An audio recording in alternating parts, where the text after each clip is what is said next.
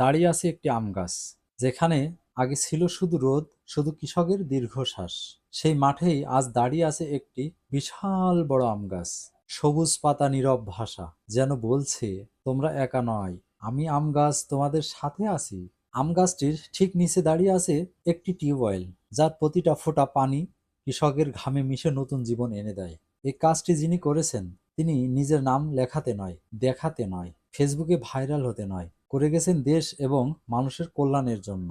অনেকেই শুধু নিতেই চাই, নিতেই চাই। তখন আমাদেরই মতো একজন মানুষ ভেবেছে, এমনকি দিয়েছে। এই আম গাছটি দিয়েছেন, টিউবওয়েল দিয়েছেন।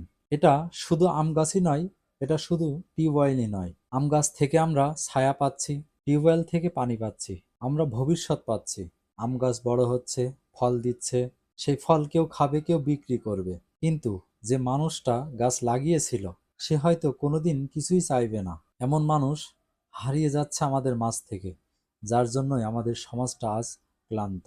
এমন একজন মানুষই আমাদের আবার বিশ্বাস করায় ভালো মানুষ এখনো বেঁচে আছে। এই উদ্যোগ শুধু গাছ লাগানো না, এটা মানবতার চাষ। আর সেই চাষের ফসল একদিন পুরো দেশ ভোগ করবে, আমি বিশ্বাস করি। এমন মানুষদের জন্য সবাই দোয়া করবেন এবং নিজের স্বার্থমতো চেষ্টা করবেন।